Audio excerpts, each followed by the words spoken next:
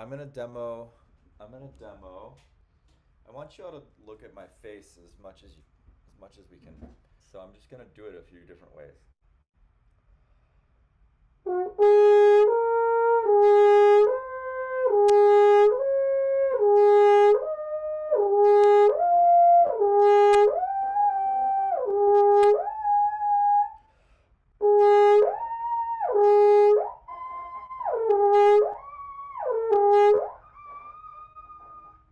So once I get up there, you can see there's a lot of kind of muscular stuff going on that's stabilizing something. I'm not totally sure what that's all about, but it happens.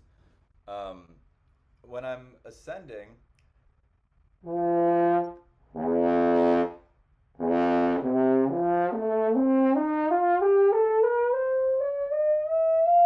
you can see that my chin unflattened itself as I went up. Doesn't always do that, but it wanted to do it that time, and it was totally okay.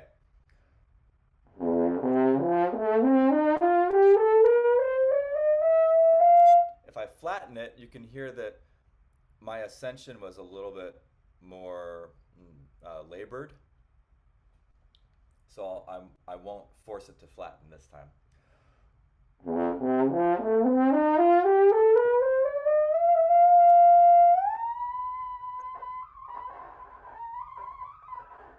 And you can see that as it goes up, it pushes my upper lip into my bottom lip into my upper lip, which creates compression and, you know, more force.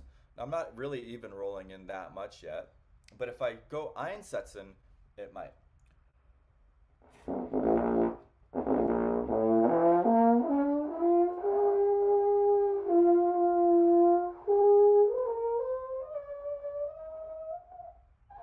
Wow, and it's doing those same muscles earlier on because I'm using a very mechanically disadvantaged way of playing high notes, aka dramatic Einsätzen.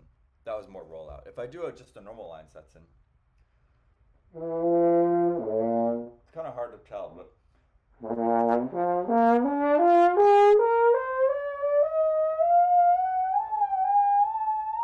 you can see that my chin, again, had to contribute. If I flatten my chin on an Einsätzen, it's kind of game over.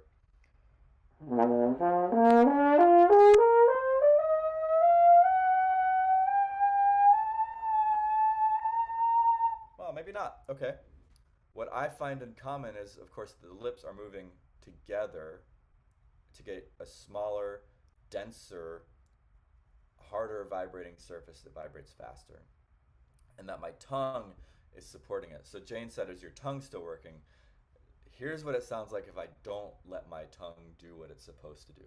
Because right now it's automatic for me that my tongue does what it's supposed to do. If I force it, I'm just going to keep my tongue low and flat the entire way.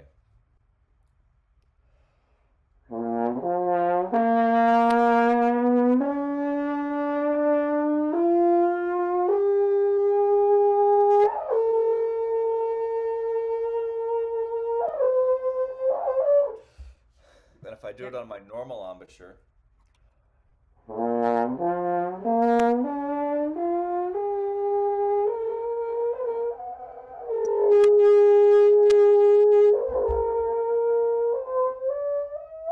I can get it. I can get it up there by doing my lip a little bit, but it's not the same, right?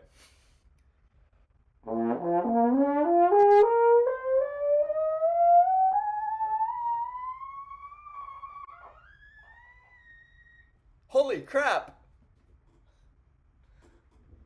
I think I just played a double high F. Okay. I haven't done that before quite like that. So see, we're always learning new things. For me, actually tuning into what makes it ascend enabled me to coordinate those factors more than I've ever coordinated them before to play higher than I've ever played before. I've not heard the chin called flat before. What do you mean by flat? Oh yeah, so flat is that's what Farkas said. Flat chin, gotta have a flat chin. Um, it's like that. Oh, Mm, okay. Okay. mm. And you see how it, you can tell because we got these, Mm-hmm. we call it the brass player six pack muscles. Mm-hmm. and then you can see what it does to lower lip Yeah, yeah, versus mm, right. the opposite of a flat chin. Uh, Oh, okay. mm. That's You interesting. can, yeah, you might just try isolating that for a second and see if you can do both movements. That flat chin thing, it's so ingrained, I think, in so many of us. I didn't realize until I was watching you just how limiting it is. It's so limiting of what your bottom lip can do. It's insane. And you can hear, could you hear when I was keeping my tongue disadvantaged? Hmm. There's a particular sound to it that like the Yeah, harmonics don't want to go up and it's yeah. like ah. So that's I can hear it when people's tongues aren't working the way that they could. I just want to make sure I understand. I just wrote down bunch chin for high notes question mark. Mm. Yeah, it is a question mark because it appears that some players really, really benefit from bunching their chins in order to play high, and it appears that some of the greatest horn players in the world do not bunch their chins as they ascend, or at least of yesteryear, like Farkas in particular, who I don't know if he had an extreme high range, but he had a good high range. When I look at, for example, Babarak play, he doesn't flatten his chin as he ascends. He does that. He gets a little dimple that, you know. Who are some of the other? Scott Leger. Let's look at him. I mean, he talk about high range, right? He's got one of the best high ranges on the planet. You take that top line F up to high C. He's not flattening his chin. But of course, there are a couple pieces that go even higher than high C. See? His chin is going up. Miklos Nagy.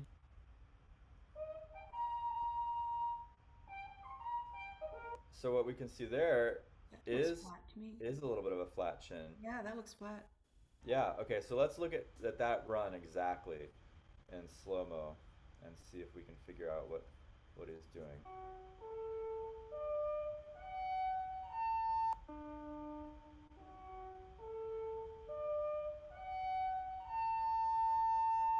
He stayed pretty flat the whole time. I Yeah, felt like I perceived a a little little bit of bit. the lower lip compressing into the upper lip is what it looked like to me. Yeah. But you're right. For the most part, I'd call that a flat chin. So it goes to show you that it works for some people, it doesn't work for other people.